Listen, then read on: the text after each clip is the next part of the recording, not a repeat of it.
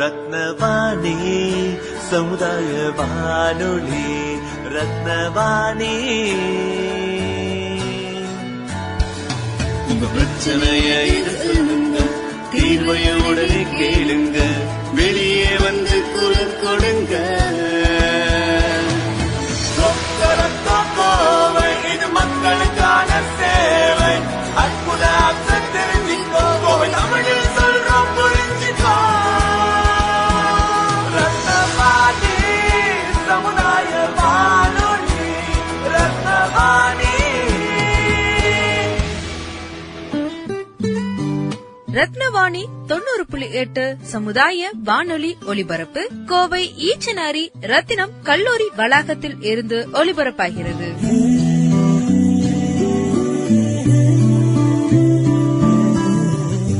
வணக்கம். ரத்தினவாணி நேயர்களின் கவனத்திற்கு பாரதியார் பல்கலைக்கழகத்தின் கீழ் உட்பட்ட சுயநிதி கல்லூரிகளில் முதலாக ரத்தினம் கலை மற்றும் அறிவியல் கல்லூரிக்கு தேசிய மதிப்பீடு மற்றும் தர சான்று குழு, அதாவது NAAC UGC 2022 ஆண்டு முதல் 2027 ஆண்டு வரைக்கான A++ தர மதிப்பீடு வழங்கியது என்பதை மகிழ்ச்சியுடன் தெரிவித்துக் கொள்கிறோம்.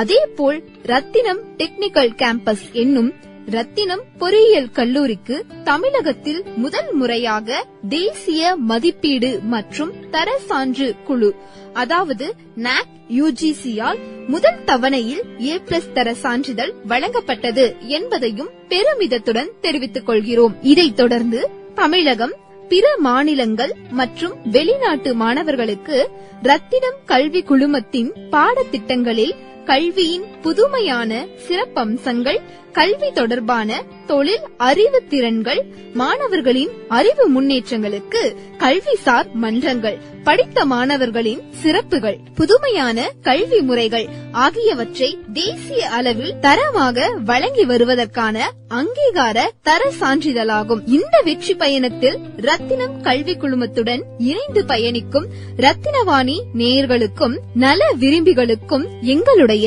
நன்றிகளும் வாழ்த்துக்களும். பகிர்ந்து கொள்வோம், இணைந்திருப்போம். ரத்தினவாணி 90.8 சமுதாய வானொலி.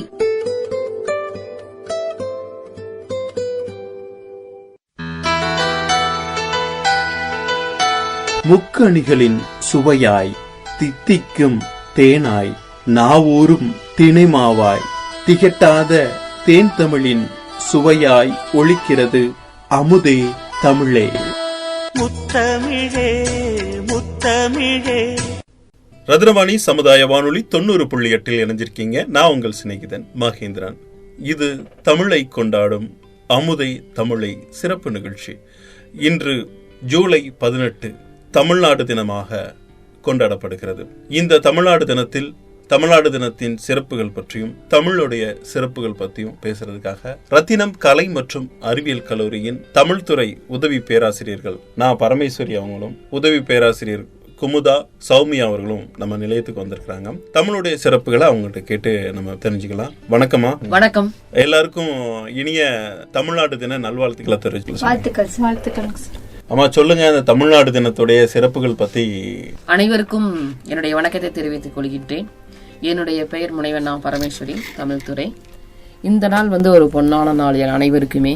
அந்த வகையில் தமிழ்நாடு எவ்வாறு சிறப்பு பெற்றது அப்படிங்கிறத பற்றி பேச வந்திருக்கிறோம். எங்களுடைய துறை சார்ந்த தமிழ் பேராசிரியர்கள் நானும்.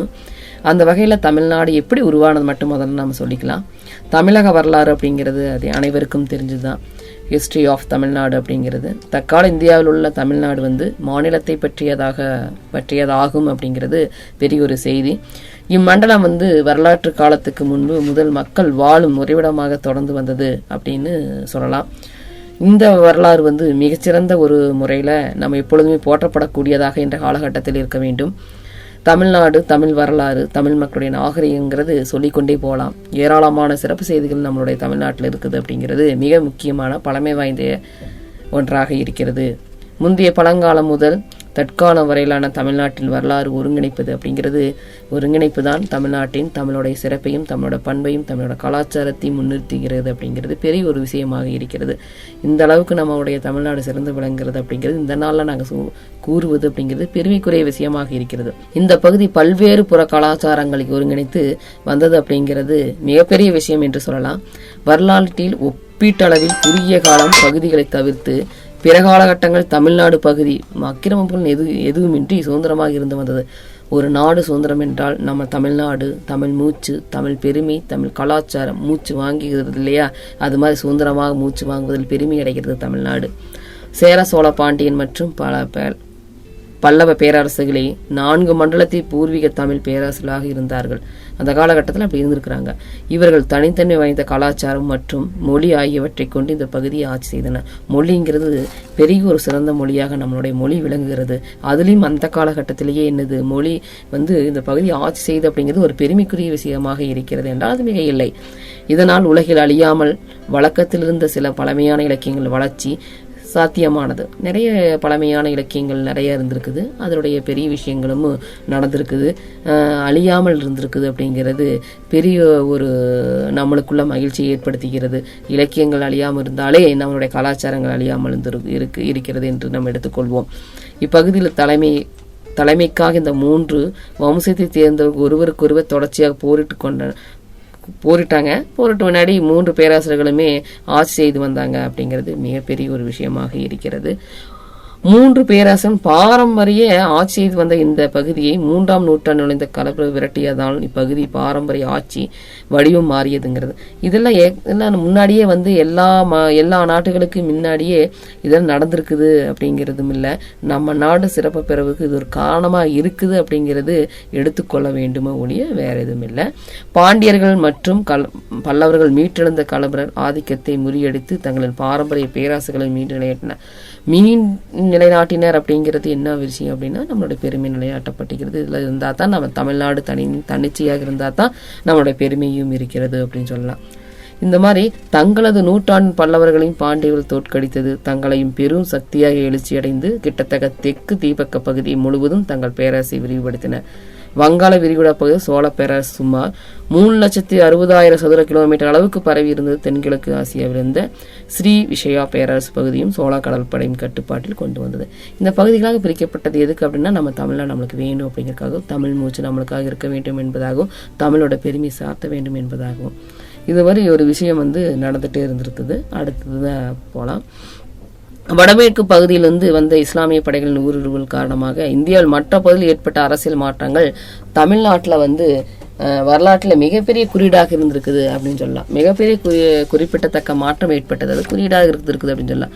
14ஆம் நூற்றாண்டில் பண்டைய 3 பேரரசுகள் வீழ்ச்சி காரணமாக தமிழ்நாடு விஜய பேரரசின் ஒரு அங்கமாக மாறியது. விஜய பேரரசின் கீழ் தெலுங்கு பேசும் நாயக்கர் ஆட்சியர்கள் தமிழ் பகுதியை ஆட்சி செய்தனர்.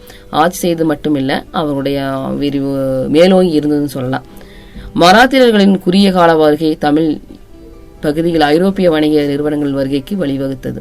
ஐரோப்பியர் வந்தாங்க. எப்பவுமே வணிகம் அப்படின்லாம் அவங்களதான் எடுத்து சொல்ல முடியும். அந்த அளவுக்கு அவங்களோட சிறப்பு பெற்றவங்களாக இருந்தாங்க.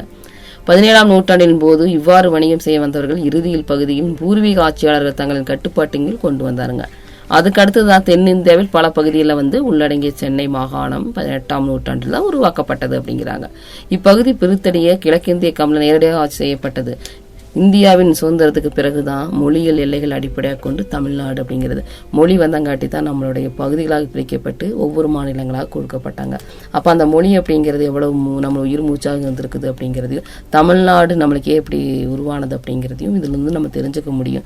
தமிழ்நாடுங்கிறது மிகச்சிறந்த மக்கள் இன்றும் எல்லா இடத்துலையுமே நம்மளுடைய தமிழ் பரப்பி கொண்டு இருக்கிறாங்க. அது மட்டும் இல்லை, அதோட கல்வியாக இருக்கட்டும், அவங்களுடைய சம நிலையாக இருக்கட்டும், சம தர்மமாக இருக்கட்டும், அவங்களுடைய தமிழ் இலக்கியங்கள் படித்து எத்தனையோ முன்னோர்கள் இன்னைக்கும் என்ன பண்றாங்க அப்படின்னு கேட்டா எழுதி கொண்டும் இருக்கிறாங்க, கவிதை படித்துக் கொண்டு இருக்கிறாங்க. தமிழை சார்ந்தாலும் அதையே அது தெரிஞ்சுக்க வேண்டும் அப்படின்னா தமிழ் மொழியில் இருக்கிற அத்தனை செய்திகளுமே தொன்மையான செய்திகளாக இருக்கிறது, எக்காலத்துக்கும் அந்த பயன்படக்கூடிய செய்திகளாக இருக்குது. இன்னைக்கு இந்த மாதிரி நாங்கள் பேசிட்டு இருக்கிறோம் அப்படின்னா உண்மையாகவே தமிழ் ஒரு உயிர் மூச்சாக இருக்கிறது அப்படிங்கிறது. தமிழுடைய மொழியை நாங்கள் பறைசாட்டி கொண்டிருக்கிறோம். சங்க இலக்கியங்கள் சொல்லுவோம், அதுலேருந்து இதெல்லாம் பிரிக்கப்பட்டது மொழின்னு சொல்லுவோம். மொழிகள் இல்லாமல் ஒரு அம்மாவை அடையாளப்படுத்துவதற்கு ஒரு அன்பு தேவைப்படுகிறது என்றால் ஒரு மொழியை அடையாளப்படுத்துவதற்கு எங்கள் உயிர் மூச்சு தேவைப்படுகிறது.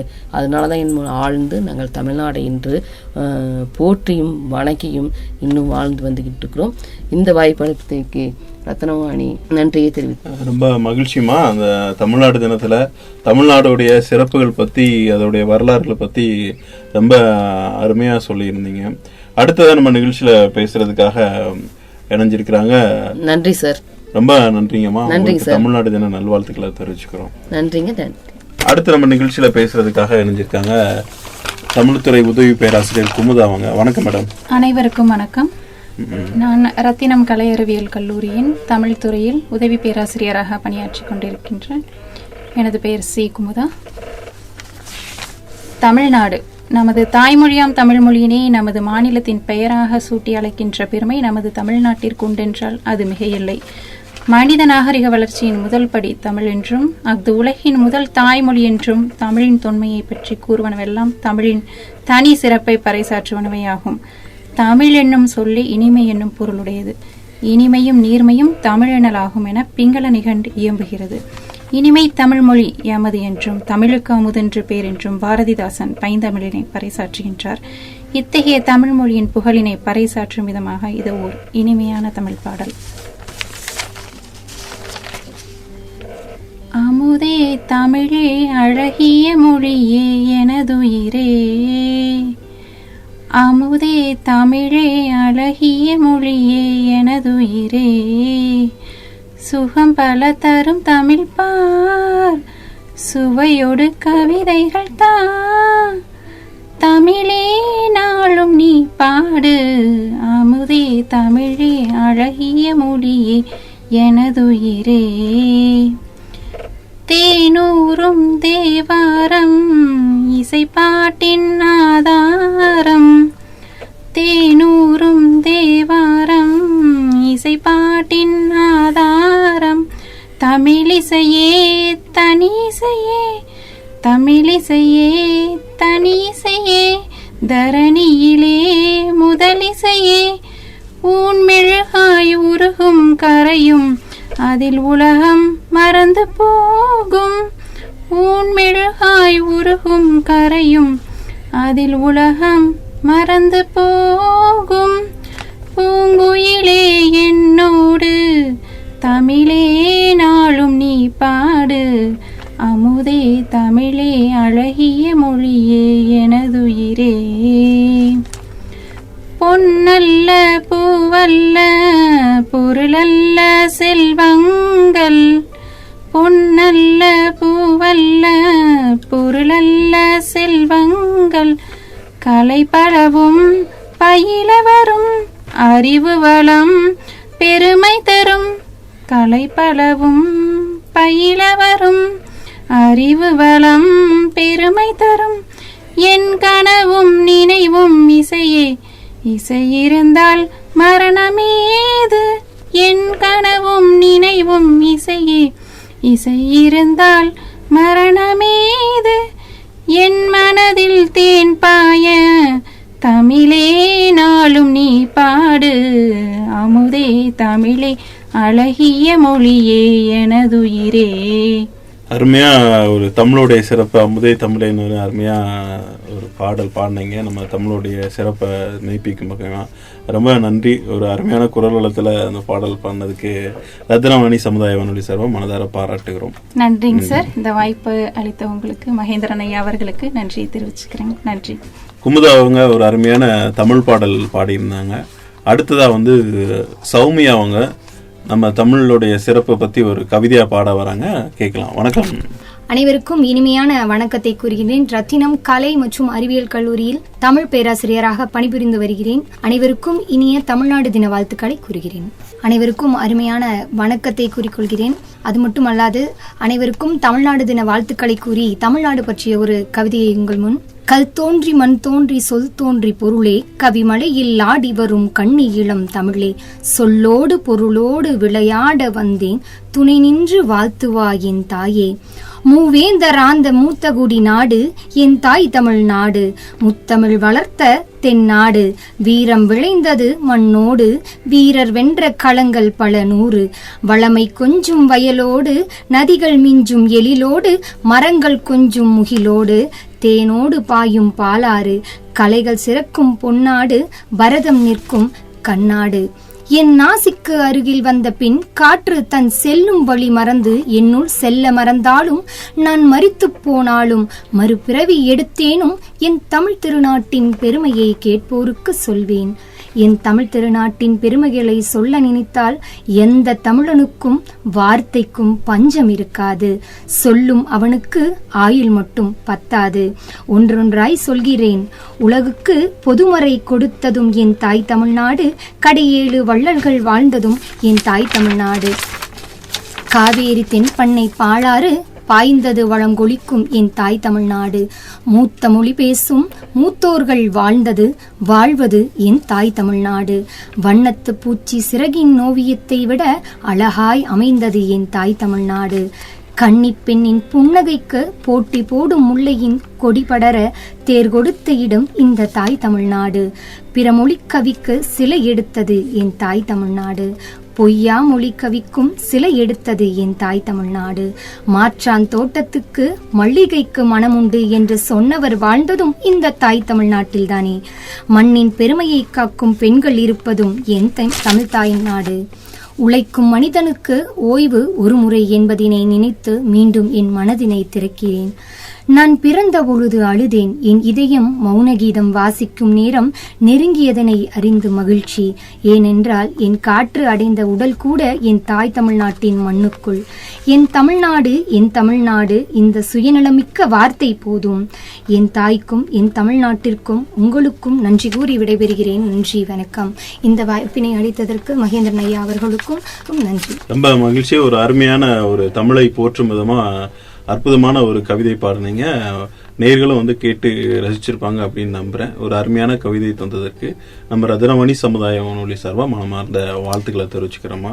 நன்றி ஐயா, நன்றி. நிகழ்ச்சியில கலந்துகிட்டதுக்கு நன்றிங்கம்மா. 1967 ஜூலை 18 மദ്രാஸ் மாநிலமா இருந்ததை நமக்கு தமிழ்நாடு அப்படின்னு பெயர் மாத்தினாங்க. அந்த பெயர் மாத்தின தினத்தை தான் நம்ம தமிழ்நாடு தினமா 2022 இருந்து தமிழக முதலமைச்சர் மாண்புமிகு மு.க. ஸ்டாலின் அவர்கள் அறிவிச்சாங்க. அதுல நம்ம தமிழ்நாடு தினமா கொண்டாடிட்டு இருக்கிறோம். இந்த இனிமையான தருணத்துல தமிழ்நாடை போற்றும் விதமா நம்ம இன்னைக்கு ஒரு சிறப்பு கலந்துரையாடல் நிகழ்ச்சியில நம்ம தமிழ்நாடுடைய வரலாறு, தமிழ்நாட்டை பத்தின தமிழை போற்றும் விதமான பாடல்கள், தமிழை போற்றும் விதமான கவிதைகள்னு ஒரு பல்சுவை நிகழ்ச்சியா நேர்கள் கேட்டு பயன்பெற்றிருப்பீங்க அப்படின்னு நம்புறோம். மீண்டும் அனைவருக்கும் இனிய தமிழ்நாடு தின நல்வாழ்த்துக்களை தெரிவிச்சுட்டு உங்களிடமிருந்து விடைபெறுகிறேன். உங்கள் சிநேகிதன் மகேந்திரன். நடப்பவை நல்லவையாகட்டும். தொடர்ந்து இணைந்திருங்கள். இது ரத்னவாணி சமுதாய வானொலி 90.8. இது மக்களுக்கான வானொலி. மொட்டவிழும் மலரின் சுகந்தமாய், வீசும் தென்றலின் இதமாய், பாதங்களை வருடிடும் கடலலைகளின் குழுமையாய், புத்தம்புது நிகழ்ச்சிகளில் புதுமை கூட்டி, மயிலிறகின் புதுமையாய் மனதை வருடிச் செல்வது இது ரத்னவாணி சமுதாய வானொலி 90.8. இது மக்களுக்கான வானொலி.